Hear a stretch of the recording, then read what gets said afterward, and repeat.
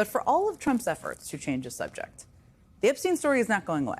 And part of the reason it's not going away is that Trump himself is prolonging the story. I mean, today, Trump's former personal attorney, who is now, of course, the deputy attorney general, reached out to lawyers for Epstein's co-conspirator, Ghislaine Maxwell, who is in year 4 of her 20-year prison sentence for sex trafficking a minor. She's the woman Trump acknowledged with words of support on the occasion of her arrest repeatedly, and the woman whose family has been lobbying the Trump administration for relief in her case. Trump also has drawn attention back to this case by insisting that his allies in Congress block any effort to release more information on Epstein.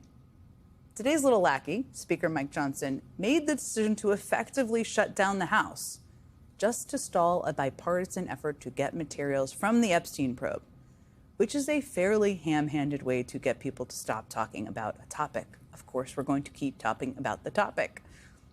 And if there was any doubt that Trump was behind that decision, just listen to how Speaker Johnson's position changed in just the past week. We should put everything out there and let the people decide. We cannot be careless in an open release like that. You have to be very careful. Seems a little under duress there. Second video, I don't know. Trump is hoping that his little buddy in Congress can sweep this all under the rug over the August recess without provoking even more outrage. But while he may be able to apparently control Speaker Johnson, he cannot control every member of his party. Today, Republican Congressman Tim Burchett advanced a proposal to make Ghislaine Maxwell testify before the House Oversight Committee. He says he did not consult Trump before making that decision. And it isn't just Republicans in Congress. I mean, Trump is also having trouble with the Manosphere podcasters, has been having them for a while, who helped get him elected, many of whom are now roasting his administration for their hypocrisy. I mean, for example, last year, Vice President J.D. Vance told podcaster Theo Vaughn, look at them yucking it up there, that Trump would release the Epstein files. Today, that same podcaster is calling on Vice President Vance and Speaker Johnson to hold a vote on the bipartisan bill to do just that, release the Epstein files. Congressman Robert Garcia is the top Democrat on the House Oversight Committee, and he joins me now.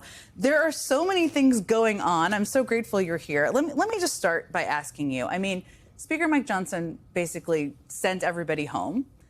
There are some drawbacks for Republicans in that regard, not things you might like or vote for, but he sent everyone home because he didn't want them to move forward or didn't want the House to move forward on voting to release the Epstein files. He's hoping, I guess, that he will outlast everyone through August. Do you think he can? Absolutely not. In fact, we're going to keep talking about the Epstein files until Donald Trump releases them. What's happening right now is the American public are seeing that Donald Trump has betrayed them. He's broken their trust. He ran on the Epstein files, the key part of his campaign. The MAGA world did as well. His family talked about it constantly. Don Jr. tweeted about it dozens of times.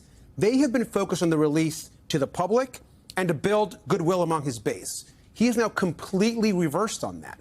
And if Donald Trump or Mike Johnson think Democrats are just going to roll over and allow that to happen, they are highly mistaken. I think they think Republicans are going to roll over and let that happen. And I don't think that's going to happen either. And I'm talking to not just Republicans on our oversight committee, but Republicans across the Congress. Look, there's a lot that are just keeping their mouth shut right now, but they're very concerned that their base and supporters back home are demanding them to stand up to Donald Trump in this moment. And you're going to have more and more Republicans come out and demand the release. And what Tim Burchett has done, what Tom Massie is doing, which we're going to support that discharge petition, we are going to get a full vote of that release when we come back. Those actions are important. His base is beginning to stand up to him. And it's important that at this moment, Democrats, yes, we need to focus on health care. Yes, we need to focus on tax breaks for the rich, which we oppose. But this is about corruption. At the end of the day, this leans into Americans understanding that Donald Trump is corrupt. He's not for you. He will lie to you. He will betray you. And he's only in it to save himself. And that's what this moment's about. It's impossible to, well, who knows? No one knows what's in there. I don't know what's in there, but hard to explain why he's so resistant to releasing more information. Let me ask, there's so many things happening around this, so let me try to run through some of them with you, because Trump's former personal lawyer, who also happens to have a very high job at the Department of Justice now, is intending to meet with Ghislaine Maxwell. Now, her family has been pretty vocal about this. She clearly wants something. She wants a pardon. How concerned are you about that meeting? Now, look, it's concerning. Two things are important. I mean, Democrats voted unanimously to, of course, bring her in to subpoena. We would agree with the Republicans on that. We believe in transparency. Let's hear from everyone. But let's also be very clear about who she is. She's been convicted. She's been involved in sex trafficking of minors. This is a bad person with a history of lying.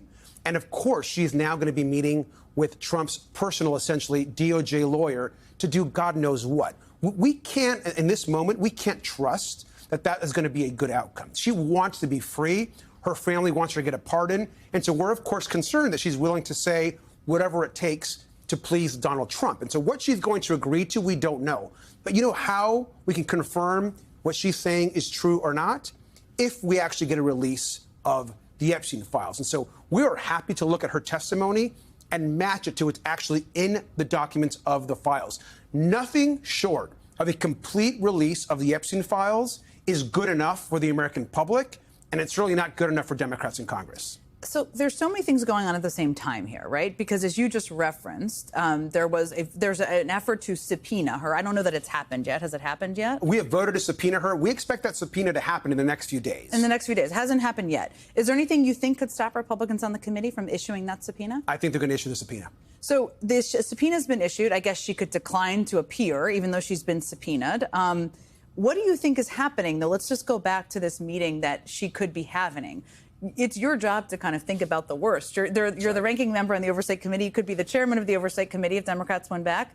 What do you worry most about could happen there, given that this is going on at the same time? She's going to get a subpoena in the next few days to appear. So what's his lawyer asking her? I think we have to expect the worst. I mean, Donald Trump is only in it to save himself. So we have to expect that him through the DOJ will try to cut some kind of deal with her so that essentially her testimony to the Oversight Committee will essentially be a creation of what Donald Trump wants her to say.